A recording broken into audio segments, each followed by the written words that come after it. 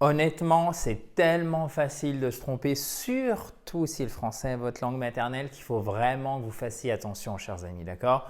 Donc, tombez-vous dans ce piège de prononciation. Je l'écris correctement, tant mieux, en anglais. On va voir ça tout de suite. Et peut-être, et c'est ça le pire, que vous n'en aviez même pas conscience. Et c'est pour ça que nous, francophones, souvent, on se trompe au niveau de la prononciation en anglais. En fait, ce piège de prononciation, c'est la longueur des voyelles. Tout simplement, vous le savez, en anglais, une voyelle, elle peut être courte et elle peut être longue. Et c'est le cas pour le I. Alors, le I comme ça se dit I. Comme quand vous faites mal, aïe, ok? Donc, ça se prononce I. Bon, ça, c'est pas de la phonétique, hein. Ce n'est pas des signes phonétiques, mais je l'ai mis entre slash qui indique normalement la phonétique, simplement pour vous donner un équivalent de la prononciation en français. J'en profite d'ailleurs pour remercier un fidèle abonné qui avait posé cette excellente question. Donc, c'est Bart Simpson, ça ne s'invente pas. Merci à toi, Bart. Donc, en parlant de ce I et de la longueur de cette voyelle, regardez, vous connaissez shit, c'est la merde, ok? Donc, ça, c'est vulgaire, évidemment. C'est un I court, shit, et pas shit. Puisque si vous dites shit, c'est la feuille, ok? Give me a sheet of paper. Donnez-moi une feuille de papier, s'il vous plaît, ok? Donc, faites bien attention, ça, c'est un I long. Et dites pas give me a sheet of paper. Ça n'a pas exactement la même signification. Alors, il y a de fortes chances que la personne qui est anglophone en face, elle comprenne la différence, mais manifestement, si vous trompez au niveau de la prononciation, c'est faux et vous l'avez prononcé comme shit. Okay? Donc, shit. Give me a sheet of paper. Je caricature légèrement, mais c'est vraiment pour que vous entendiez bien la différence. Shit, shit. Give me a sheet of paper et pas give me a sheet of paper. Okay? The bed sheets. Les draps du lit. Donc ça, vous ne pouvez pas l'inventer aussi, donc ce n'est pas the bed sheet. The bed sheets. Donc faites bien attention. Et c'est pour ça que l'anglais, ce n'est pas facile à l'oral, pas facile à prononcer, pas facile donc à se faire comprendre et pas facile à comprendre. Parce que votre oreille, notre oreille, elle n'est vraiment pas habituée à différencier automatiquement la longueur des voyelles. C'est vraiment pour ça que je voulais illustrer avec cet exemple. On va en voir un dernier, on va rajouter a little twist, ok? Un petit quelque chose en plus, ok? Mais avant, si vous ne l'avez pas encore fait, chers amis, vous pouvez bien évidemment vous abonner à cette fabuleuse chaîne YouTube en cliquant sur le bouton rouge en bas à droite. Profitez-en aussi si vous voulez récupérer votre kit complet pour vous mettre ou pour vous remettre à l'anglais. Alors dedans, on parle prononciation, mais aussi compréhension, pratique de l'anglais, vocabulaire, grammaire, 37 pages illustrées et concrètes. Si vous voulez le récupérer, c'est gratuit, profitez-en. En haut à droite sur le i si vous êtes sur YouTube, vous avez aussi le lien dans la description. Si vous êtes sur Facebook, le lien est juste au-dessus de ma tête. Continuons. Donc, vous avez compris la différence entre shit et shit. Ok? Shit, shit. Shit, shit. Maintenant, il y a cheat avec un i long. Non pas cheat, mais cheat. Ça signifie tromper, frauder, tricher. Et on dit to cheat on. Donc, méfiez-vous.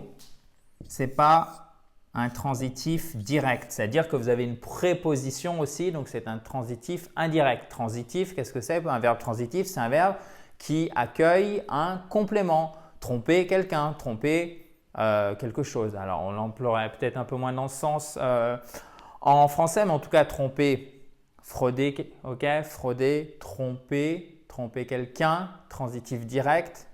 Directement, vous avez le complément. En anglais, il y a on au milieu.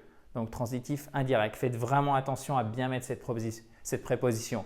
To cheat on someone. OK, guys? Tricher, tromper, frauder. Voyons un exemple. Deux exemples bien malheureux. Enfin, le deuxième est un peu plus positif, même si la phrase est négative. Vous allez comprendre pourquoi. Négative grammaticalement, j'entends évidemment. He cheated on his wife. Il a trompé sa femme. He cheated on his wife. To cheat on someone. Tromper quelqu'un. OK? Et vous avez noté que c'est bien his wife. Pourquoi? Parce que c'est sa femme à lui, lui étant masculin. Du coup, on a his. On aurait pu dire she cheated on her husband. OK? Si she cheated on her husband. OK? On her husband. Donc, elle a trompé son mari. She cheated on her husband. OK? Her husband. Il y a bien le H aspiré.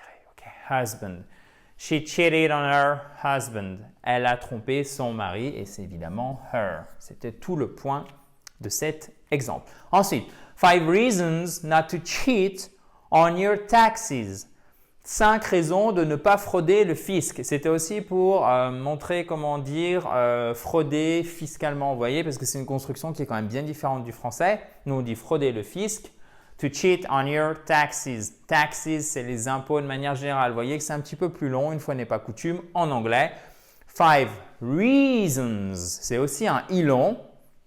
OK, vous voyez que ces voyelles longues, ces voyelles courtes, elles sont partout en anglais. 5 reasons not to cheat on your taxes. 5 raisons pour ne pas frauder le fisc. Alors, ce que vous pourriez faire, quel que soit votre niveau, et notamment si vous êtes débutant, c'est ça, vous devez connaître la différence, surtout au niveau de la prononciation, d'accord? Donc ça se veut être un cœur, OK? Si vous avez un niveau plus intermédiaire, il faut connaître celle-ci par cœur. Okay? Ou si vous voulez avoir un niveau intermédiaire, évidemment en anglais. Si vous avez un niveau débutant, il faut quand même l'avoir écoutée et la comprendre que to cheat, en fait, c'est tromper, frauder. Okay? Vous vous souvenez que c'est vraiment quelque chose de très négatif, to cheat on someone, mais pas besoin de savoir utiliser, d'accord? Donc de manière active, de savoir employer cette construction to cheat on someone, something. OK, guys? Donc faites vraiment attention. Cheat, cheat. OK? Cheat, cheat, cheat, cheat. I court, cheat, i long, cheat, ch, i long, cheat on someone, something. OK. Est-ce que c'est tout bon pour vous? Est-ce que vous pouvez me le dire dans un commentaire, s'il vous plaît? N'hésitez pas aussi, si vous avez apprécié, aimé, adoré passionnellement ou même follement cette vidéo, à mettre un gros pouce bleu comme ceci en bas à droite. Vous pouvez bien évidemment aussi vous abonner à cette fabuleuse chaîne YouTube en cliquant sur le bouton rouge juste là.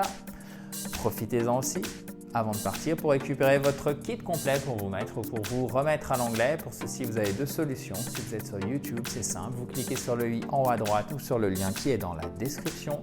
Vous pouvez aussi, si vous êtes sur Facebook, et ça c'est la deuxième solution, cliquez sur le lien qui est au-dessus de la tête. Any questions, any comments? C'est simple, vous m'écrivez ça en dessous et je reviendrai vers vous rapidement. À demain, chers amis. Talk to you tomorrow. Thank you very much and bye bye. Have a nice day.